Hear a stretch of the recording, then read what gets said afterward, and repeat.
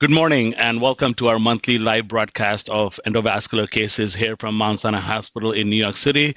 I'm your moderator, Vishal Kapoor, and I'm joined with my partner, Dr. Karthik Guja. Good morning. And we have a whole barrage of our gigantic endovascular team, everybody in here, either in suits or in scrubs down in the lab.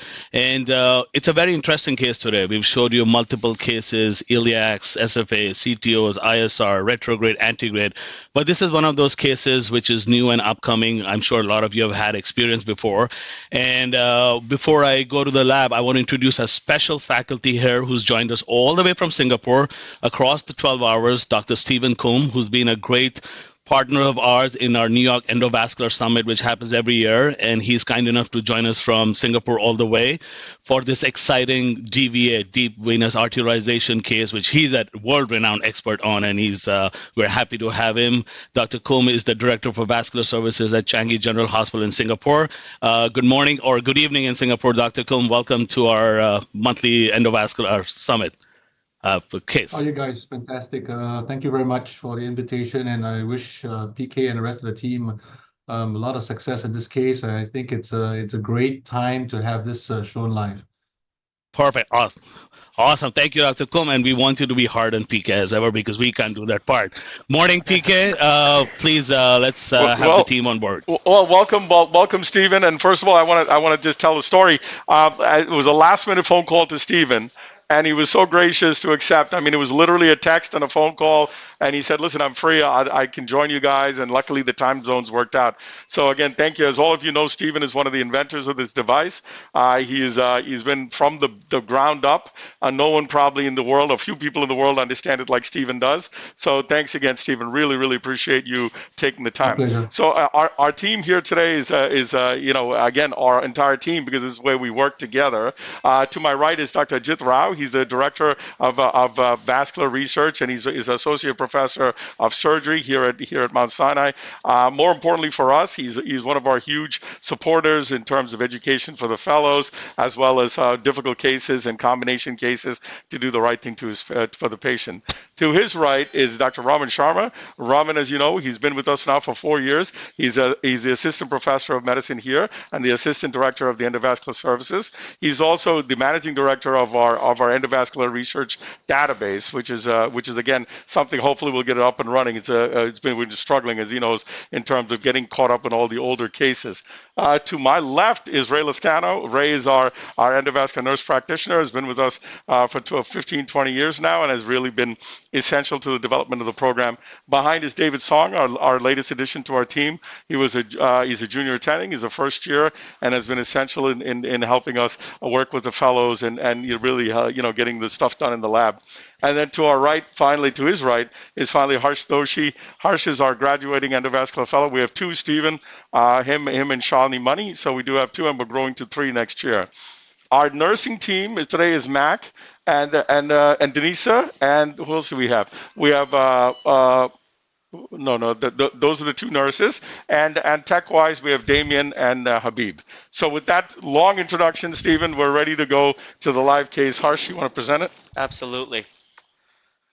That's easy. Thank you, guys. So today we'll be talking about a percutaneous option for deep vein arterialization. So I'll start off by saying that this is a 70-year-old male referred from multiple outside hospitals for lifestyle-limiting ischemic rest pain, right greater than left, as well as non-healing right ulcers on his multiple digits, toe and second and third digits, Rutherford Grade 3, Category 6. In fact, he was seen by multiple wound care specialists, vascular surgeons, and endovascular specialists across the country, but they were unable to successfully revascularize his disease, and so he was referred here for further evaluation.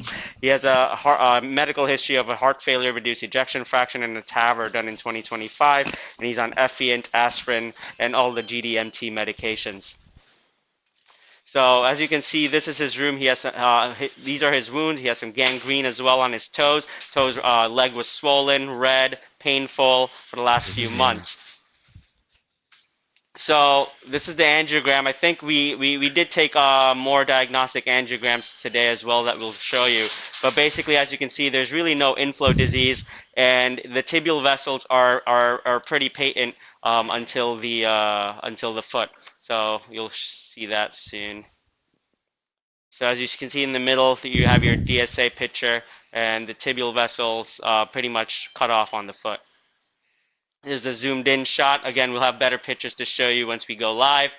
But you know, the posterior tibial artery, the dorsalis pedis is pretty much occluded.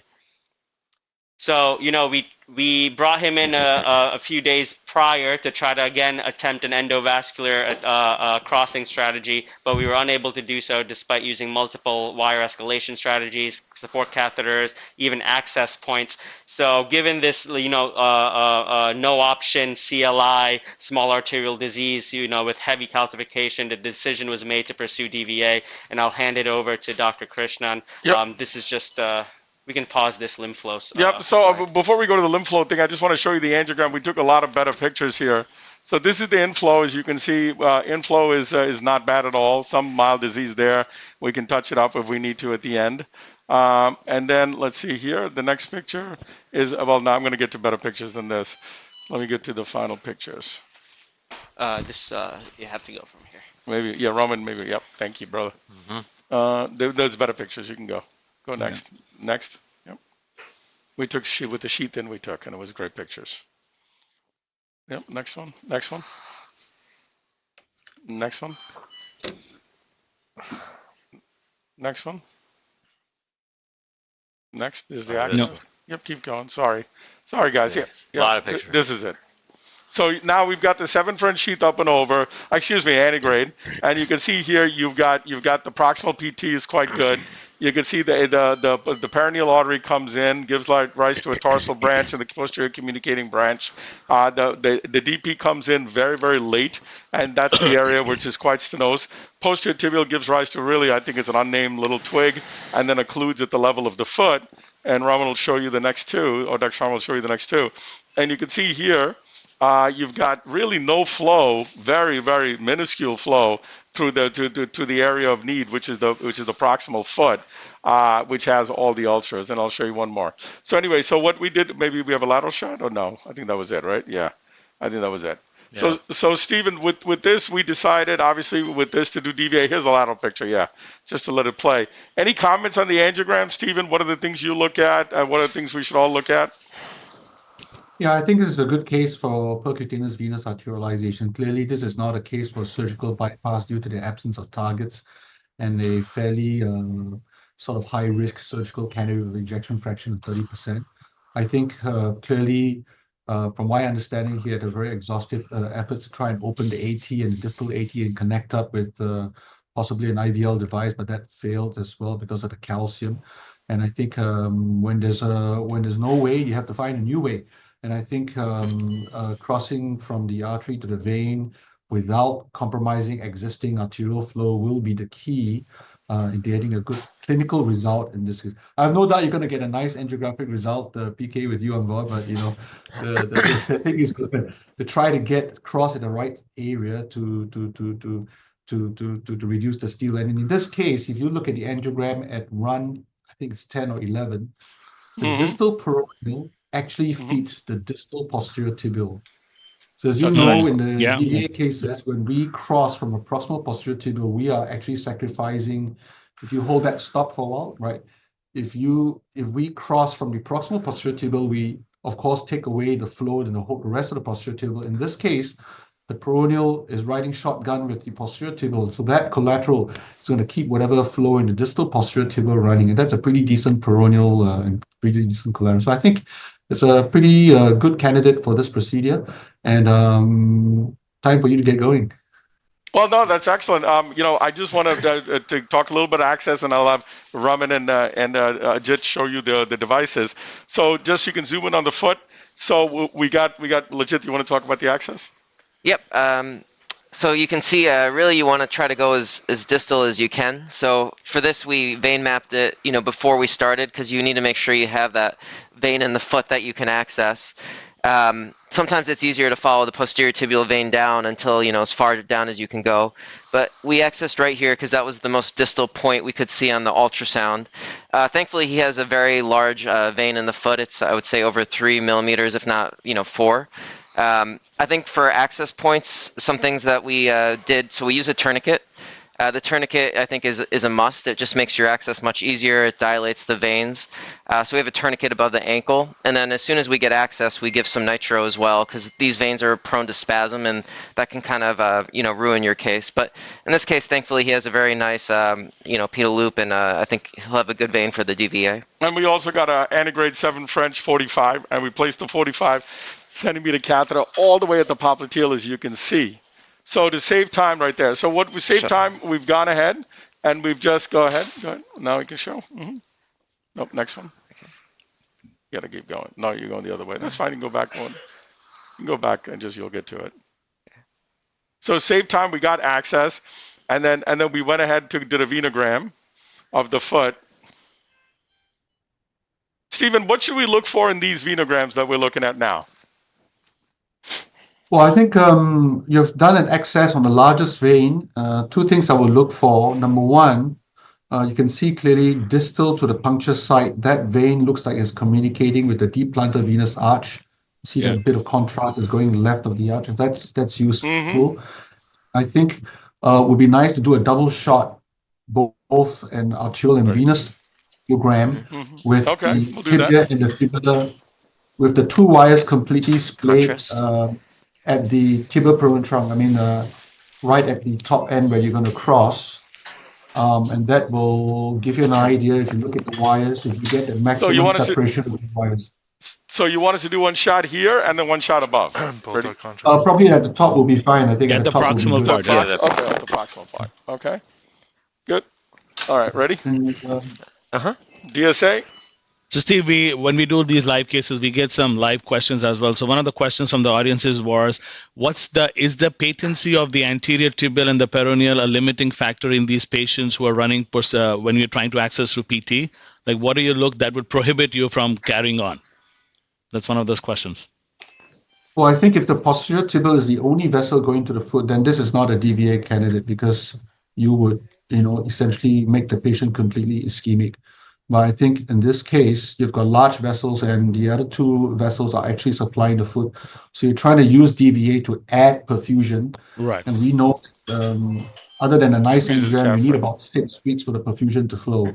So I think this was a nice candidate without stealing too much for the existing system. So I think, so PK, you want to show us that angiogram with the double shot? Yep. Raman will show it to you right now. My question to you is, how do you decide when you have paired PT veins, which is obviously very common? Do you always pick the more medial one, the larger one? How do you decide? The one that's closer to the artery?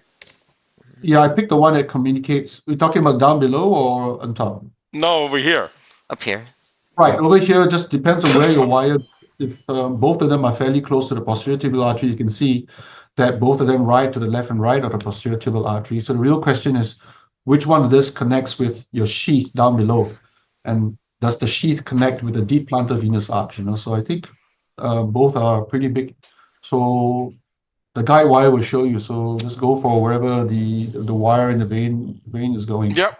So that's what we did, Stephen. We took the medial one, as you can see, and we're up top here, as you can see, with the two wires crossing there. All right. Yep. So if that's okay, now we're just going to show the devices. You want to? So this device is called this is the basket. The basket is called the V-Siever. It's called the V-Siever. So the V-Siever is, we'll show you when we take it out. It's basically a basket device that is unsheathed, and then basically the device will be able to capture the wire after we cross, and then we pull it in. I don't know if you guys can zoom it see in? Yeah, no, you have to zoom in to your head. Table like this. How's this? Can we zoom? Zoom back on the table. By the foot, I think. Yeah, they put it by the foot. Yeah, right there, Raman. Right there. That's the V-Siever. Okay. And then their crossing device is called the ARC. I'm not going to take it out. You'll see it live. It's basically got a lot of markers and things on it that we'll talk about live. That's the ARC device. It's similar to an Outback for our endocross if you do PTABs. And then the stent is the what is it called? Lymph flow stent. Yeah. So we're going to go ahead. So we're going to get everything ready. So I'm just going to take Ajit and Raman will take that from the bottom, and me and Ray will take this from the top, the crossing device. Ready?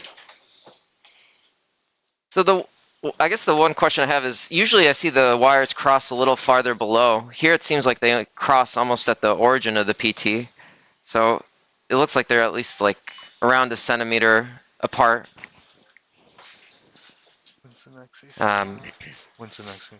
So the needle on the crossing device was 12 millimeters, I was told, so about a centimeter out. Yeah. You can take fluoro, bro, if you need it.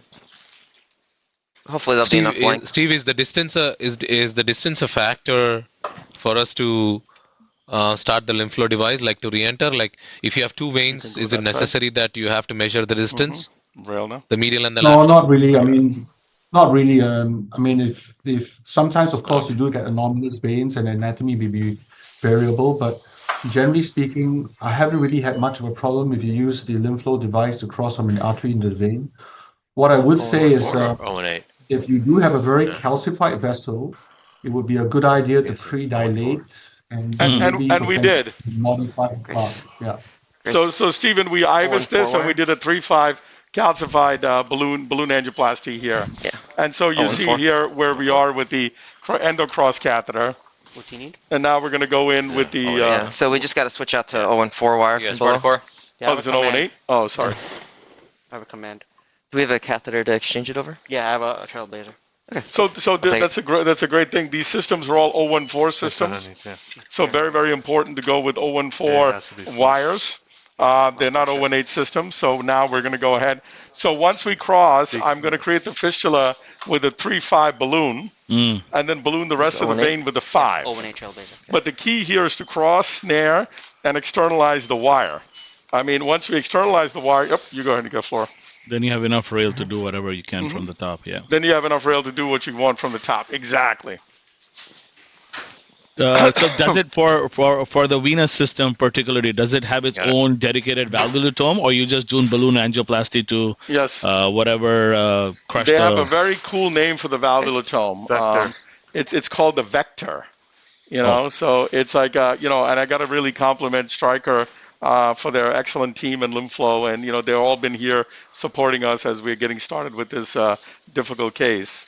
So as you know, when you guys are doing these cases, unless you're Stephen Coombe, I think you should have some assistance. Because these are things that are obviously new and are not very facile in terms of doing it alone. Right. So you need to have some help with everybody.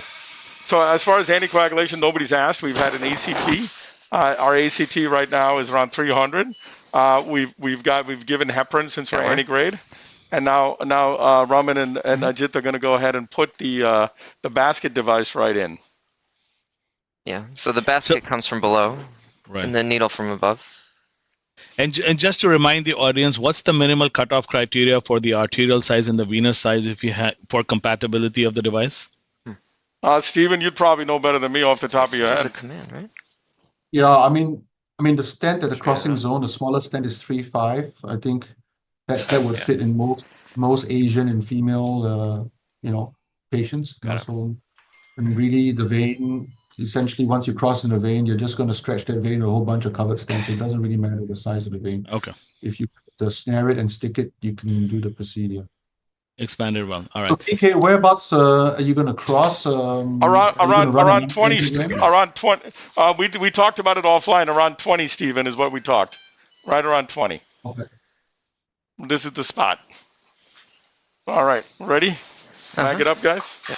So Ajit and Raman are going to deploy the device now. Raman, could you just unsheath it? Yep. Basket's open now. Perfect. Ray, can you rotate the camera so we can see? Any tricks here, Stephen, in terms of how to point and shoot? Yeah, I would try to get an angle to separate both wires. When you separate both the wires, it means that you're more or less in a complete lateral sort of AP configuration.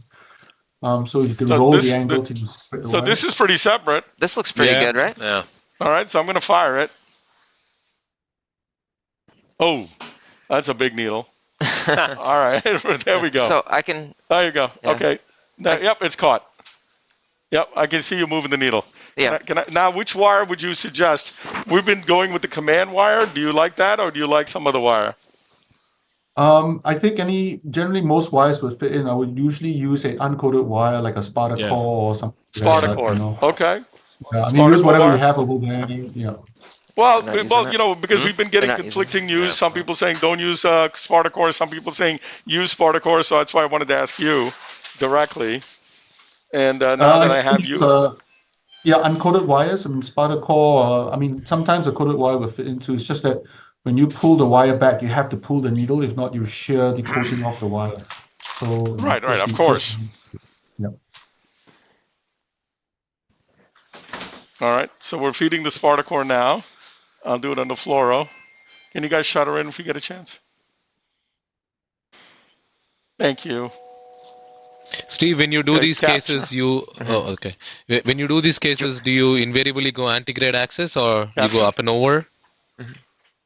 Well, probably makes it a lot easier if you do antegrade. Antegrade. I mean, you might have a Good. You know, Now you got it. Hold on, let me feed. forward, but I think Let's say that. antegrade is very Okay. good. But Watch you the always back. have to close the groin because you have to fluoro, put this please. patient on a bunch of push it. anticoagulation procedure. Okay. You're feeding the wire? We're feeding the wire now. Perfect. Okay. How's that feel, PK? We got Yep, it went right in. You saw it. Yeah. So we're externalizing the wire now. Not too Get much it? tension. It's There's coming a lot pretty of easily. tension. No, not too much at all. Not too much tension. Okay. And now Dr. Rao just going to externalize the wire. Got the Okay. wire. The wire is Raman's outside got the wire, sheath. So now we're just going to pull this out. Yep. Pick it up. Pull it up. Yeah. Separating the two. And then, Wait, one sec. Stop. Wait for a second. It's just a little stuck Stuck? on the device, but we got it off the basket. Okay, good. And then we're going to put a clamp on that so we don't All right, lose good. it. So give me a 3-5 balloon on this side. Watch So the now I'm going to wire. cross, and Stephen, you did a lot of research regarding flow in the actual anastomosis, right? So I remember in the beginning you were telling me that everybody thought big was good, and then actually turns out that they may not be the right size. How do you decide that? Well, I think what we've known, at least from experience with a bunch of cases, that the flow in the mid portion of the stent, roughly in the area of the calf, should be running around 300 to 400 mils a minute. And that is not based on PSV. You have to do a volume flow, how you would survey the fistula. Yeah, so how would you survey the fistula? So running somewhere between 300 to 400, and try not to get flow that's running 600 to 700. So the key is to control the size of the covered stent and the post-dilatation of the covered stent. I would be generally running around 3.5 at the most. And, if there's not enough flow, you could always bring the patient back and, stretch. You guys that railing the other 3.5. side? Yeah. Clamped on. So I guess the question for you is, how do you know on the table? Is there a stent to artery ratio? Yep. Is there a stent to artery ratio? No, you're talking about where to cross or the diameter of the crossing stent? No, the diameter. diameter. How do you size it? Because the tibial vessels are all different vessels, all different sizes, right? Yes. So currently the device is made to cross actually more. I think that's it, proximal right? than the You already crossed. So I crossed, right, it's a Robert? 3.5 to 5.5 stent. Go So lateral. generally, the size of the artery should be around 3 to 3.5. Lateral. So if you're crossing in a slightly distal location, Okay, go up. if the vessel is large, that's okay. But if the vessel is small, then you could have some significant graft infolding or some crimping. So 16, 18, 20. That's true. And then, I think oh, go ahead. Just Go reset. ahead. Go ahead. Is it Go ahead, a Ajit. 3.5 balloon or 3.0? 3.5. I was going to ask, how do you decide proximal mid-distal Yeah. PT? We're talking a little bit about that because we were worried about trackability of the stents if we went more distal. But again, is go. there some criteria you use to decide where to That's create it. the fistula? Two more. Give me the 5.0 over the wire balloon. in general, we're a bit more. Done. I mean, all the studies were done with a very proximal crossing in a proximal PT. Yeah. 5.0 balloon. For a variety of reasons, because the stent is 3.5 in size, and it's not exactly a good idea to put a 3.5 stent in a 2.0. Certainly, the things that will make you decide on how proximal you go, if the rest of the PT artery is completely diseased and you've ballooned it before, then don't bother getting crossing in the mid portion because you have a lot of significant restenosis in the proximal above the DVA circuit. And better you cross to a fresh vessel and go all the way down to covered stents. Also depends very much on existing collateral flow. Generally speaking, a patient with a very bad collateral flow, 540. not in this case, because this case has got plenty of anterior and peroneal, but if you have a very bad collateral flow, you tend to cross a little bit more distal. Distally. Of course, Makes sense. to try to preserve whatever collaterals you can, but bear in mind, the DVA circuit requires at least 6 to 8 weeks to supply perfusion distally and remodel. Yeah, I think that's a great point, especially what you mentioned before about not, you're basically sacrificing the PT when you create the fistula, so you have to have something else that gets blood down to the foot. Otherwise, you turn the patient into, acute limb ischemia, which, until the circuit matures, which obviously, you can't do. Correct. So that's a great point. So It's got a Stephen, great just case to add, here because the distal peroneal actually feeds the distal posterior tibia to a fairly large collateral. So there's no fear if you want to cross even more proximally, they'll be fine. Right. Yeah. I think we were just worried about trackability because there's a lot of severe calcium in the proximal PT, so that's why we chose to go a little higher. So, Stephen, in America, as you know, probably all over the world, you know better than me, but it looks like a lot of people are talking about this distal DVA, where they go down very distal, create a distal DVA. What size the length is this balloon? 40. 40, okay. So let's go down distal. so there's a 5 or 40? Yeah, we're just going to balloon the whole track here from the distal PT up. Okay, let's go up here. So generally, Stephen, I go past this valve right here. Is that okay? Go up. I'm pulling Yeah, the I think sheath that's back a little okay. bit. Going up. Wait, hold on. Okay, go up. Going up. It's a valvulotomy balloon. Nominal is Yeah, So the- regards to the- distal DVA, I think the question was No, distal down. DVA. Yeah, the question I mean- is distal DVA. Go up again. nominal. I mean, we 6, do know going up that slowly with to proximal 6, DVA, and the 6. flows are higher and the 8, pressures 10, are higher. 12, So we 14. do know that 14. with that amount of flow, Down. the vessel remodels and you get the clinical bit more result sedation. you get in the clinical study, US and OUS. Go up here. Does distal Going up DVA slowly give to the nominal same at clinical 6 result and in 6. perfusion? That's the We valve we honestly gotta don't know. crack. That should be investigated in a clinical trial. 14. PK, just to clarify, this is a valvulotomy balloon, is that it? Nope, this is the regular balloon. This is so a we just regular keep saying. Okay, hang on. What size is this? Going up. 5-0. 5 or 40. Going up. Mm-hmm. Slowly to nominal. Going And up. PK, tell me, is the patient under anesthesia or? 14. Nope, local. Conscious sedation. Really? Wow. Mental versus. Conscious sedation. 18. Yeah. 20.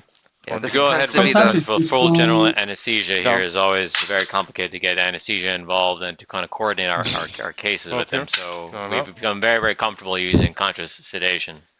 Help the patients Sometimes you can feel put some equally dilute comfortable. lidocaine.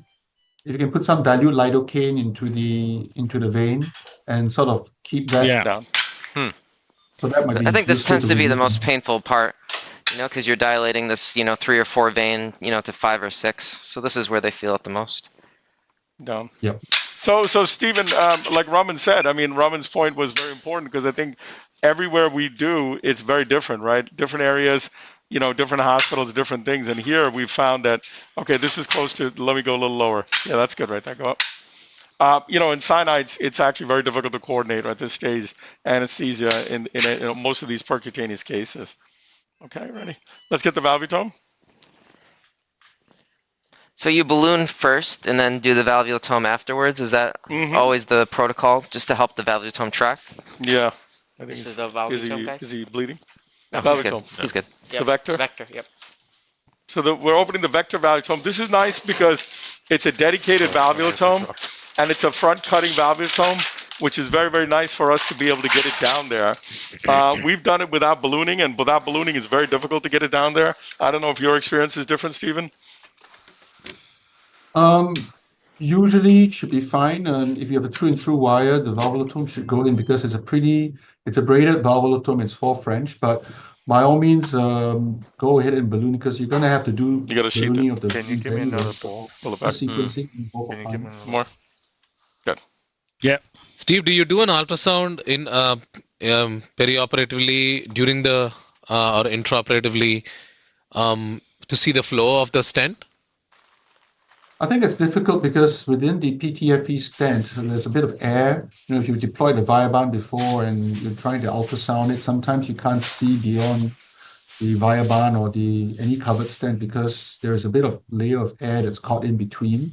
So usually I find that it's difficult to assess, but you'll be able to tell based on the angiogram if it's going to be a problem or Can not. I get more? Oh, perfect. No, I mean, but how do you control the flow rate of the Right. And deploy the stent then? valvulotome. Deploy the valvulotome. post-operatively? distal? You check No, for the we flow do. rate, or It's front cutting, right? So you go forward with it. Yes, it's So there's the valvulotome. Can we go lateral, please? Yeah, can we see the zoomed up valvulotome just for the audience? Yeah, for the audience. Okay, there's the valvulotome. So we're going to go forward. Again, a lot of resistance when I'm pushing through the valves. I can actually feel the valves right here and right here for sure.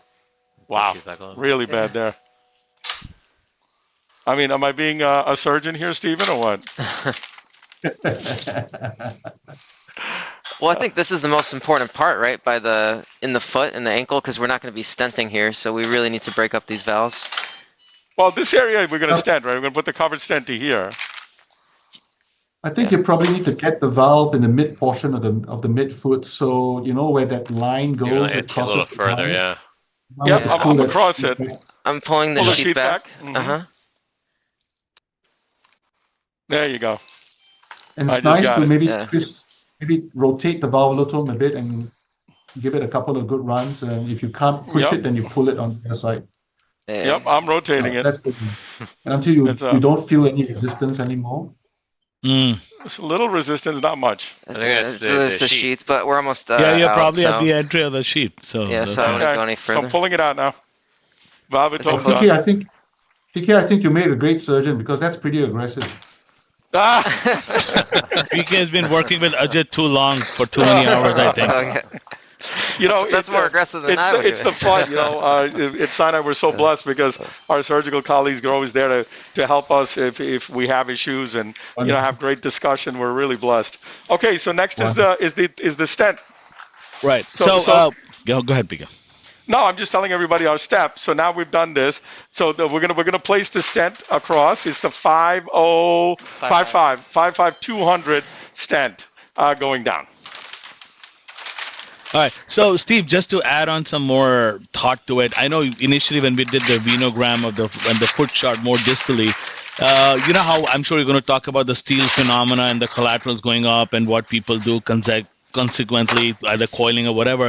Does the initial venogram, do you anticipate or start thinking that these collaterals could start causing trouble down the lane? Is there any benefit of doing a distal foot venogram? Like you said, focus more on the proximal to see the distance. What about the foot venogram? Would that give you any preemptive idea of down the lane how it's going to work? Sorry, I didn't quite get the question. The question is, do you coil them straight away and would a venogram make a difference? Yeah. So the initial venogram, can you from the initial venogram anticipate that the steel phenomena will start happening early on, or you wait for the whole procedure to happen? Like, are there any initial markers to suggest that you might start having steel early on and might not benefit from the DVA, or we just stent everything and just wait for how the whole thing matures? Like early predictors or markers. I think if you stay, if you're not taking out the only vessel or the only artery to the foot, that's number one. And if you stay approximately 3 to 4 centimeters south of the bifurcation of the peroneal and TP trunk, I haven't had a main problem with stealing. I mean, with these days when we now I'm curious, Ron, whether that's don't have patients coming with a short leg that's pulled back and everything. I think if we had to get the cone to the beginning of the sheath, are there any markers I think if we get the stent, because there was a valve right now, around we here don't have any way to assess that we were trying to cut. So Stephen, great points. We just have a technical question Raman and I were discussing. The placement of the distal stent, would you go towards that second valve which we cut, or would you place it here and then do the rest with the balloon? Yeah, I think there are two schools of thought over here. I think in the US, many patients have been putting in the stent all the way down to take away a crucial valve around the calcaneus. I would definitely not put the stent all the way into the midfoot. I wouldn't go even more distal to this, Yeah. So in my practice, I tend to leave the stent above the medial plantar vein because I find that the medial plantar vein is a useful vein to keep going because that can also perfuse the arch. But I think in the US, according to the team, they prefer you bring the stent all the way down to that exact location. So all the cases that Jit and I've done, we've gone up to here. So I think we're just going to go ahead and deploy it here if it's okay with you. So you want to demonstrate the deployment system? Yeah. So I think it's important just to keep everything straight, as straight as you can. And then with this, we just tend to go slow. It does take this is their newer generation stent, so this is the second generation. So it does take a couple of, it's just twisting the wheel, but it does take a little bit before you see the stent actually start to flare open. But I think the trick is just going slow with this. Oh, I thought you're making the stent straight. I thought you were talking about the attendings, but it's okay. We shall. Wow. Wow. That was That was funny. that was a reach. Listen, it's once in a lifetime opportunity, Raman. You know what the story is. All right. Hiking up in the Costa Rica for a couple weeks. PK, I have no comments on this. All right, good. So it's a self-expanding stent, right? So it looks like the stent is malfunctioned. I don't. It doesn't look like it's deploying. Yeah, I think we might. Uh-oh. No, I think we should take this one out before we. Is there a way to deploy it without the rotation device? It's not deploying, and I felt something kind of, it just doesn't Like feel right. snap. So I'd rather Snap. just take it out before Yeah, we yeah. have any issues. Oh yeah. Yeah. This is like okay. So we're gonna pull this out. Let's just do it under floor and Yeah, make of sure it course. doesn't start deploying on its own. Can you follow this one up? I Yes. just want to make sure. So, Stephen, any comments? Have you ever seen this? No. Okay.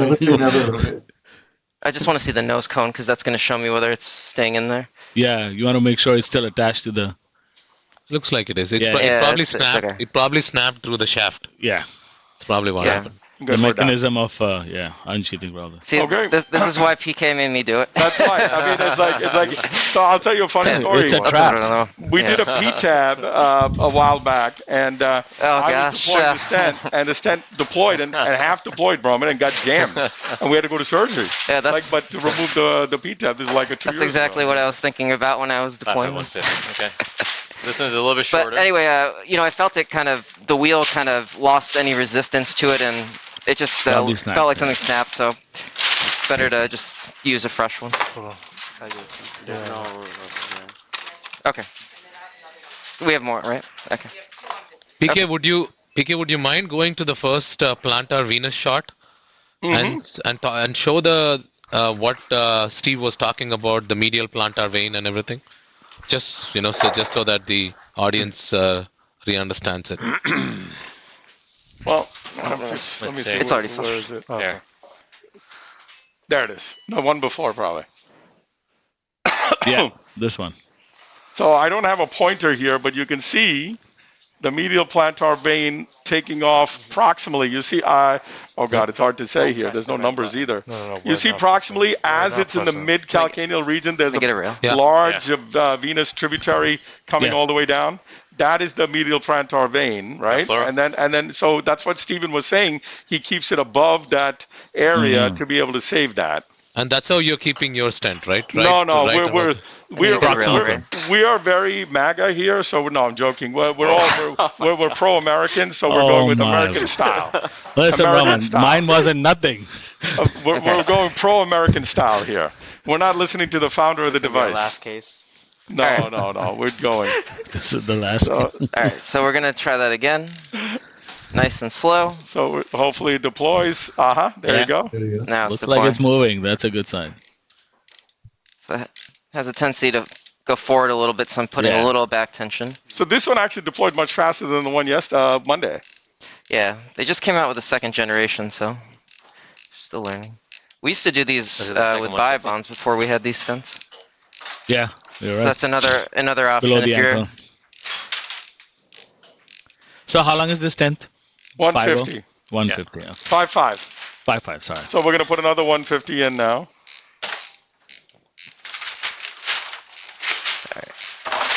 Okay. One more 150. You just, I'll rail it to you. Yeah, thanks. Thanks, Roman. Yeah. All right.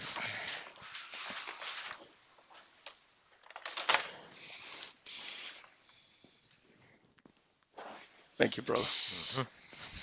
Yeah, flush that. This was the first one was a 5.5. Yep, 5.5. Okay. I'm gonna flush. Can you move?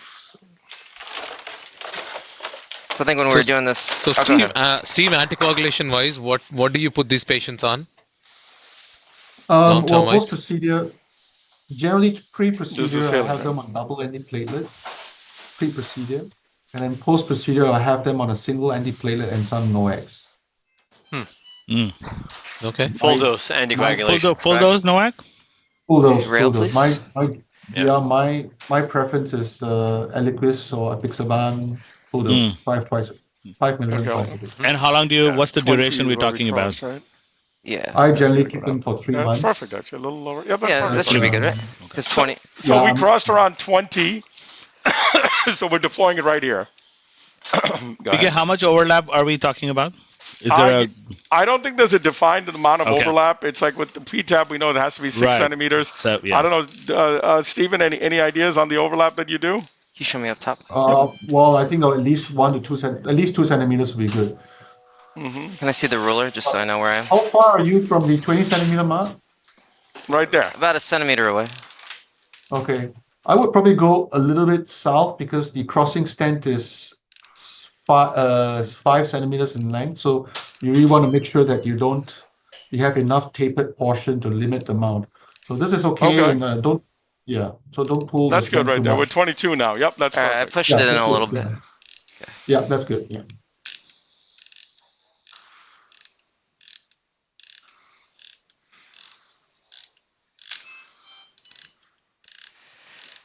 Yeah, I could probably tug on it a little bit now. Once it come down. Yeah, it went down quite a bit. Yeah. Yeah. Ajit used a little brutal force there. Okay, very good. Oh, that's pretty good. nice? All right, now we're going to fix the wire there. Thank you, Okay. Roman. And now we're going to go with that other stent. 6. Yep, good. So 355560. Yep.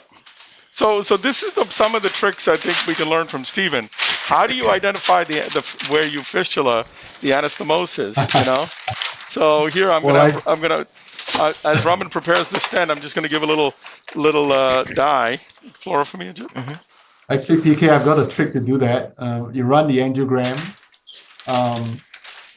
and have the vessel sort of splayed, and I use a needle and I stick the skin. Oh my God! Well, here actually, I have a good picture here, Stephen. This is great. Look at that.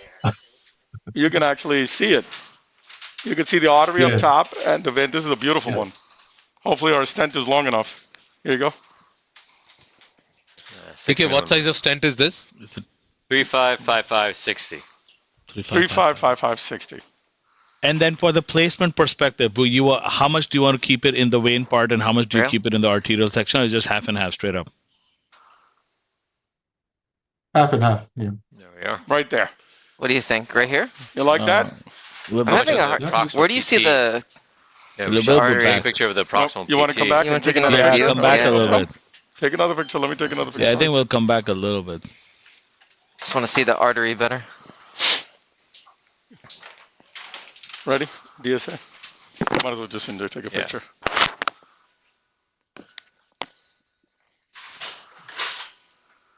Something fell dramatically. Yeah, it's covering the artery well in, so Should we go a little higher? maybe Yeah, pull back a little bit probably. Damien. Something fell here. That's You it. might want to take it out of the probably- artery and then Something take a fell over picture. there. Take it out of the artery. Okay. Yep. Pulling back. And then take a picture Okay. Okay, let's do Yeah. a roadmap. because you filled it much better. yeah, agreed. Oh, There you go. There you go. Much See, better. Yeah. it's, Much it's down better. there. See, Yeah. way down there by Yeah. the bottom. Yeah, 20. Yeah. By 20. Plenty. So you probably just use this. Yeah, go. Yeah. Go with Position this. the top. Rail, please. Good. That good? What do you think about Yes, that? looks like it's good. And then It's Steve? half and half. It's What do you I think? want half to and check half. the overlap. You want to, well, it would be Yeah. a good idea to run the angiogram with the crossing point right in the center of the screen. we could probably So bring you it in don't a get- little bit, right? That's Yeah. good. What do you think about too right much. here? Too much, I think. No, Yeah, I believe so. Well, probably that- end it at 17. So Yeah, just want to make sure we have enough overlap with the other stent. Yeah, I think the same Yeah, I same technique. We can pull this because now we have centered it approximately. You can pull your stent back, do a roadmap, and then to go back in. Well, I mean, the issue only Let's- really approximatting was how close we were to the Yeah, so, I mean, we know it's at Very, 20, very far so I away. think we that's- just land appropriately what do you distant. that should be in our- fine. in You're our getting PT about stent. Yeah, I you're think getting this 3 is- centimeters. Yeah. I think should be fine. Yeah. Yeah. So Raman's making a great point. Raman, can you say that? Yeah, I mean, because really the only issue would be just to make sure that you're just not deploying the stent too proximally, where you'd be covering another tibial vessel, in this case the peroneal. I think if we have the appropriate amount of distal landing zone, which it looks like if we most certainly have, then I think that we're safe to deploy. So I think centering it and just showing exactly where we had crossed in relation to the proximal vessel, it seems as if we have at least about 2.5 centimeters of the vein. Yeah. Okay. And the same thing for the artery as well. Nice job. Here. Okay, gonna pull it out. Yep. Yeah. Let's do a DSA here. Let me set it up for you. All right, that should be good. All right. It'll show.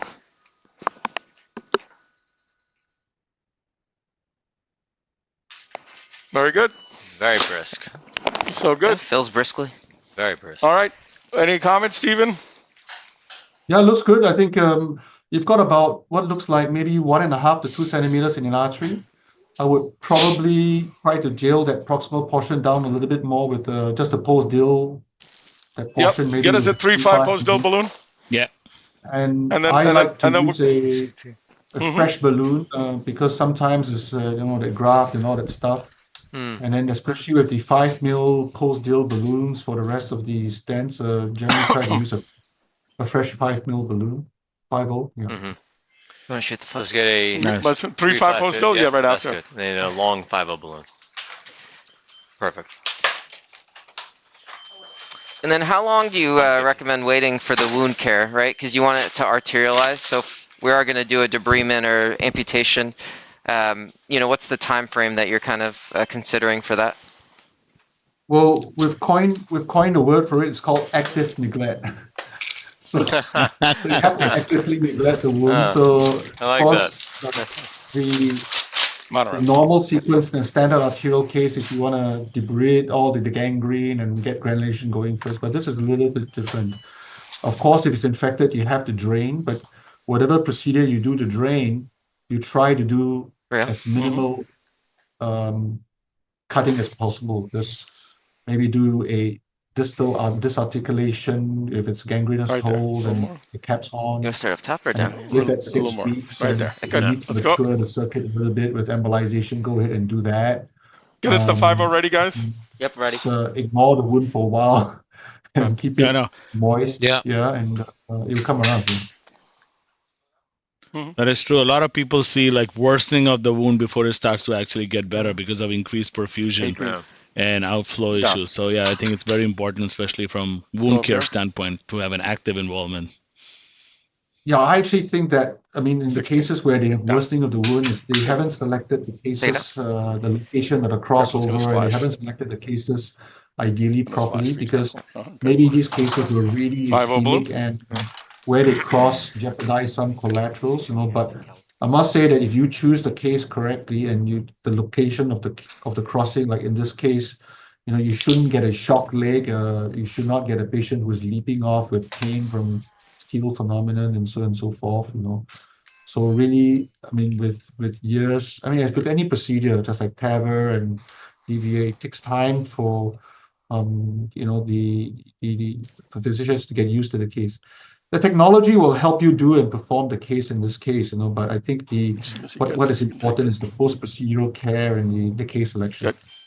Yeah, I think that's a very important point. Pain management in these patients is a crucial factor for them to be more compliant and have better outcomes, because a lot of people come back in 48 hours with excruciating pain, increased tension in the foot and the wound area, and like we talked about. So having that care is very, very important in these patients. So, what length is this balloon, guys? 150. 150. So this is a 5.0 long balloon. 5.0 018 BD balloon.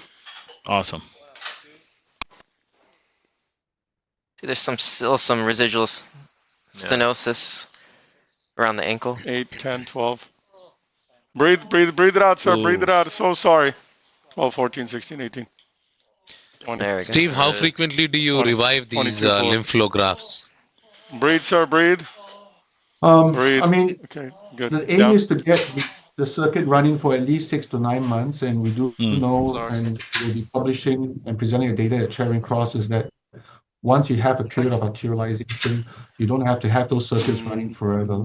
Somehow the remodeling happens, and the patient, even with the circuit going down, there's significant elevated TCPO2. Oh, careful, down. You Okay, would, good. Perfect. Go up. Yeah, you're or in good. this Sorry. case, I would, if you see that there's an imperfect result distal to the covered stents, I would address 20. it straight away. Do you find that Right. these require a lot Down. of maintenance? Because I Down. feel like sometimes we have to go back in and do a thrombectomy or touch up some of the Yeah. coil, some of the branches. It's not like one and done, this procedure. Especially if it's a large wound that's going to take time to heal. Yeah, I You want me to mean, go up here? if No, I don't think in want to this go across the 3.5. No. haven't done Oh, any you're short of the ballooning 3.5? below the stent. No, we're. Yeah, then you don't want to. Okay. Alright. Go ahead, Steve. Yeah, no, you're 3.5 now. Yeah, Right? so- Go up. Go up. We're Yeah, just of going to course, get there. And If you do significant injury to the vein distal to the covered stent, then you could be setting yourself up for Down. re-intervention distal to the circuit. But if you address the proximal vessels with maybe like a drug-eluting stent instead of a DCB, and if you want to treat whatever you see right now with a drug-eluting platform, yeah, just take it out now. It's a 5.0, right? Yeah. I would go ahead and do it. We have experience with putting a fair number of Illuvia stents below the ankle, and we find that superior stents don't do very well, and drug-coated balloon is not so great below the ankle because this is a low venous pressure circuit. You don't get a very good positive outward Right. remodeling with a drug-coated device. And we found that actually off-label, of course, drug-eluting stent, we don't get any stent fractures below because the foot is actually covered by a plantar fascia that prevents the stent from fracturing. So Looks these good. are the two pictures, Stephen. After we're done, now we're gonna cross in and balloon the what is it called, the venous arch, right now. Yep, probably a catheter, and then maybe try to Give me a wire navicross, that, guys. double What do you wire that recommend? 4 times. I guess is now the time we would take out our pedal sheath then? Yeah, that was the question. Do you take your pedal sheath out at this time, Stephen? Only when I can wire the arch. Then maybe we're taking it out too early. Yeah. So we I put would up probably the, put a 4 French navicross Oh, yeah, just navi, before the entry into the vein, and then double wire, pull that sheath back, but maintain the wire access, and then wire the arch. And then if there's going to be a bit of bleeding, you could just put a small balloon, an undersized balloon to stop that bleeding. And then, yeah, I would try not to balloon the arches if you can. If you can see distal to the covered stent, you've got a great looking vein. The valvulotome has cut the valve right where that mid-plantar perforator is coming out, and you just got to wire through. The sheath itself is obstructing the flow to the rest plantar of the venous. foot. So, Yeah. yeah, That's what I find. I feel like that's why we have to take the sheath out because it's just occlusive sometimes across that arch. So you need to remove it to be able to get flow more distal. Sometimes if the vein is not, you can just wire past that sheath. If not, maintain the original wire and just wire past before just in case you need to image. I'm gonna pull the sheath back. So no, you need to pull this wire out and then rewire it. So pull this wire out of here and give me another wire from here. Okay. And pull this back and then rewire it up so you don't lose access. You want to come in? Yeah. Pull this wire out, Ajit. Just back, right? Mm-hmm. And then don't come out of the Give us sheath. a new command. Don't come out of the stent, I mean. Oh, yeah. And then just push it side by side. Yeah, the end of this wire is banged up, just FYI. Yeah, you're definitely gonna need a new wire. Yeah. Okay, then wire from below, I guess. Right? Yeah, you want to just switch out for a new wire. Yeah. Because your catheter's all the way down there. It's all right. I mean, you can. New command ready. Because the end of it's like sheared. Well, then why don't you just give me a command? Let me Yeah, try just to get a wire with fresh the wire. sheet there. Yeah. How about trying to do a double wire, like wire from the Well, top I know and that's the what he side? was saying, but that wire, the sheath is wire is occlusive. A little wire introducer, guys. There. It's not here. It's up there. Thank you very much. So this is the part, Stephen, that we struggle with a lot. Takes a lot of our time. Ajit and I are pretty fast out at getting to this part, and then our team always struggles here. Yeah, I think 014 wire and going across in a loop in a loop would be useful, and that sort of avoids getting into the sheath in the bottom. So from the top, use the support catheter and just go past. Do we have the dilator for this sheath? The 4.5? Yeah, I think you can just put the dilator up there. Take the sheath out and put a dilator Oh, across it. nice. Oh, nice. There you There go. it is. All right. That is going into the great saphenous vein. If you can try to bring the support catheter past the first curve and then do a gram, you might be able to get into the AT and DP vein. Yep. You can do a gram and you can try to wire that AT in the AP configuration if you like. That's the Yeah, That looks that's better. it. Perfect. That's it. There we go. All right. All right. Save that, I guess. Good. So now, Stephen, what are you thinking? Ballooning or no? Maybe just a low pressure, undersized balloon and just So press on it that's a the little question. bit. Now tell us how you size this. Wow. I mean, you say low pressure, undersized. I mean, veins are, variable sizes, right? So, I mean, are you doing a 2.5? Are you doing a 3.0? No, I think taking reference from the lateral plantar vein and the original venous, I think probably not more than a 3. Yeah, not more than a short 3. Basically, balloon, to temp. Yeah. And what would you balloon? The curve or what would you balloon? 3.0 short? 20. Or balloon where you think the sheath has entered the lateral plantar vein. Okay. It's just a Yeah, shorter. So Ajit, you have to tell me. Yep, I'll put a clamp right there so we can see it. So Steve, you don't go completely across the arch, not through the whole. No, I try not to. Yeah, actually, you can see where the entry point is because you can see where the wire crosses the sheath. That's probably where you did the entry. Yeah. So you can put a balloon, 3040 balloon or something like that, So from the entry point all the way back, yeah. All right. Yeah, just at the entry point of the vein to stop the bleeding and think that'll be 30. Yeah, I think it's 3 right 30. before it bends. That's where access was.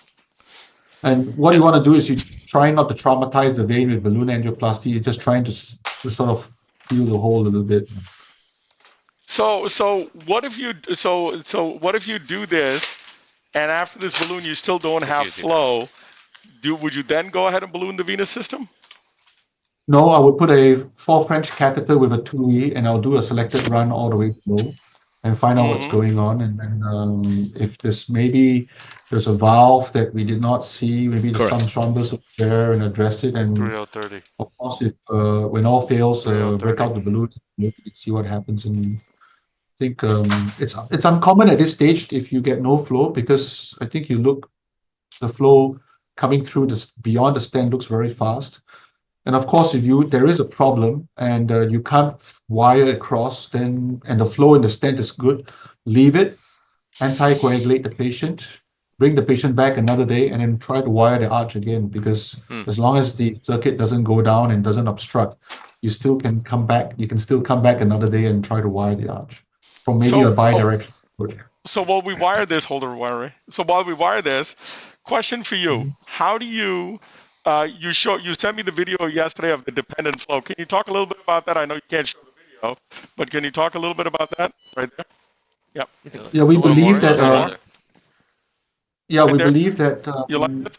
A little more. I think my puncture was like right before the bend. So more than a tiny bit more, yeah. Right I think there. that should get it for sure. Okay. All right. Yeah. So you want to pull the sheath now? Yeah, you ready to inflate? Yep. Okay, pulling sheath. Are we on the sheets out? Sheets out. Okay, again, inflate. Need just some manual pressure over there. Oh yeah, you got a finger. No, don't go that far. 6, 8. That's it. See if it's bleeding. All right. And it looks like it stopped. So all right. Give it a little DSA, Roman. A little Bleeding a little bit. He is bleeding a little. I would slow. I think it's just a little bit beyond.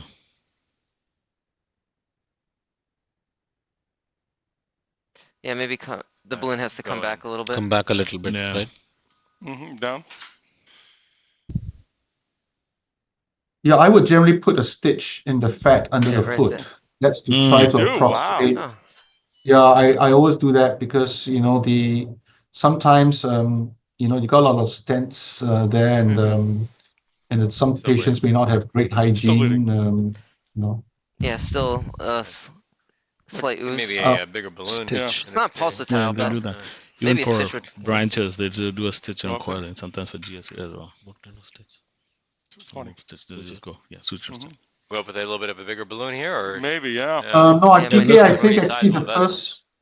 The first location was actually the right spot. So maybe bring your balloon a little bit more distal. Okay, done. I think it's just we need a bigger balloon. Yeah. I think it's not Size of a occlusive. vessel. Yep. Okay, yep. Inflate that and see if the bleeding spot stops. There we go. Yeah, that looks pretty good. Yep, it stopped. Yeah, so can anybody stitch that wound? Yeah. Oh, well, Okay. That would be me. We have a person called a surgeon. We have a surgeon here, Dr. Coombe. Do you guys have a monochrome, 4 monochrome, 3 monochrome, something like that? So why do we need to stitch this wound? Well, as So I you don't think mentioned, it's oozing a little bit. yeah, I generally like to stitch it because sometimes Show the wound, guys. Show the wound. Zoom it up. But it is bleeding again. Yeah, it's oozing a little bit. So you don't think it Yeah, I mean, causes a once- hematoma underneath? It just shuts down the Yeah, that's tract, fine. basically. you're basically trying to compress on the fat a little bit. Yeah. Once you compress on the fat a little bit, that thing is going to steal because once you bring a balloon down, the outflow is so fast to go across the arch. I think you're going to be fine. Yeah. So not just a superficial stitch, but put a decent, like 0.5 centimeter on the side and just sort of pose the fat a little bit. That's going to help seal the wound. What's a fact stitch? So Stephen, as we get the proline ready, I think for all of us, how do you survey this? Now, okay, you talked about the proximal anastomosis flow rate. What about the distal now? So we've done almost 300 volume flow measurements, and we've published this on 2 papers. And we find that if you look at the mid portion of the stent graph, which is in the mid calf, generally speaking, a flow rate of about not less than 195 within a 3-month period. If you have a flow rate of less than 195 within a 3-month period, then you should bring the patient back for an angiogram. And usually, and how often are you doing? You waiting 3 months? Are you waiting 3 Oh months? no, or are you doing it monthly? I survey these things every 2 weeks, and just have them coming for an ultrasound. Yeah, but perfect. Okay, so we're going to put the suture in and then hopefully show you a final shot. Stephen, you were right. We were able to accomplish this in 1 hour. No. I had my doubts. Yeah. Can we do once we have this, actually probably do a final angiogram to really see how the loop looks. Okay, perfect. So we just so any other questions from the audience or from you guys? So Stephen, is the patency of any, does the GSV itself has any effect on the outcomes of this venous outflow in this cases, like patients who have GSV ablation versus not having one? Well, if they've had a GSV ablation, we're very happy with that because we think that helps to take off some superficial veins. But I wanted to make a point. Very often when we see fast flow, we're immediately addressing the great saphenous vein on the table. So for us, it's probably faster to just make a small cut and tie off the great saphenous vein. But Like of course, 11 blade? we find that the flow is very fast and brisk. You might want to coil it with a direct stick and just coil the great saphenous vein. Yeah. Probably above the ankle. That's But okay. I don't need I must say that although a lot of operators say that that we should coil, but I think we still don't have a lot of evidence when and how much. So I think we're still trying to understand that a little bit. So just in this case, do you do a flow rate right now once you've already established to determine if I need any of those accessory branches to be coiled or nipped or stitched at right now rather than bring them back? Good question, but as I mentioned, quite often you can't see the accurate flow rate because the stent has just freshly been implanted. So you can only assess 3 or 4 days later. So I find that the on table doesn't help right now. On table but if the flow is very brisk and the return is fast, I would, in my practice, ligate the great saphenous vein. Yeah, that's what I heard. Ankle. That's just what I do. I would generally like to leave the rest alone for a moment and let the circuit run, and then not take out too much of the outflow. Awesome. Well, all right. Great Thank points. You. So we're going to come down with the balloon now, and we're going to take 2 pictures. Hopefully the suture is in. Suture's in.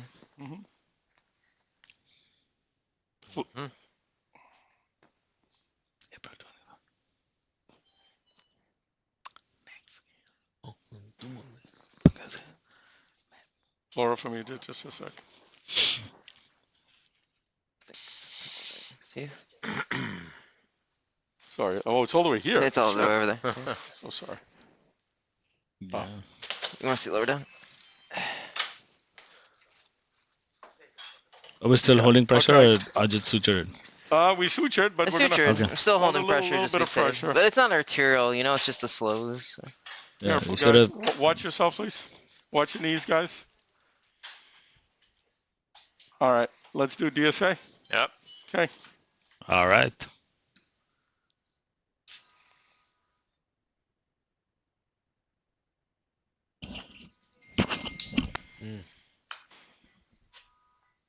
Yep, looks good. PK, maybe an AP foot if you could. Yep. Yeah. I'm trying to get there.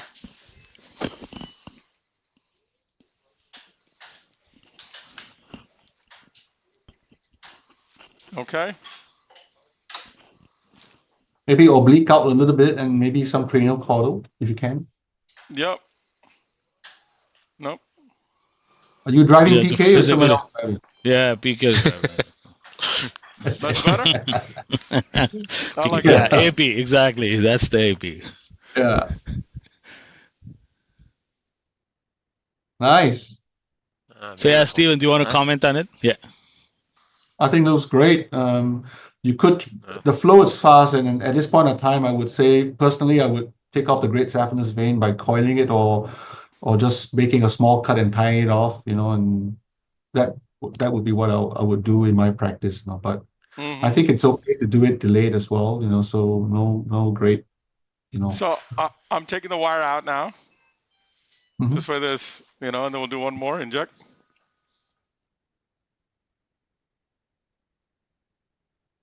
Beautiful. Amazing. Nice. Great. So we'll do the GSV, just- I guess. Huh?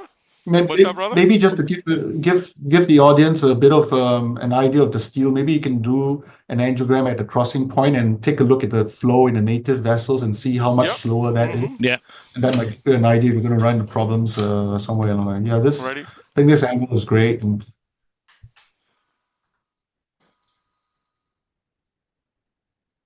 Not much steel. yeah, I think the peroneal is still going very well. The peroneal and the still And I'll going show very the well. ankle as well. Mhm. And There it is. oh, it's hard to tell because he moved, because he's having he's a lot of venous congestion, obviously. Yeah, Now. sure. Okay, one more.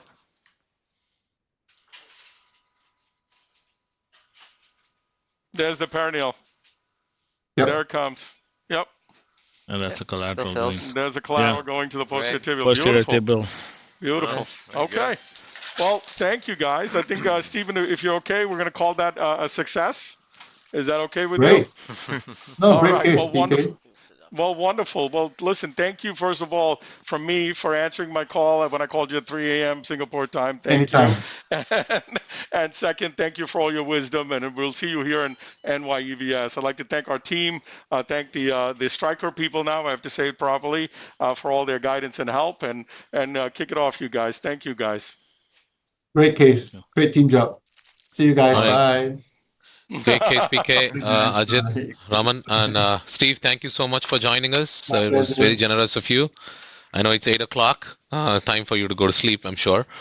So, so guys, I hope everybody enjoyed the case. It's great. So we'll see you again next month.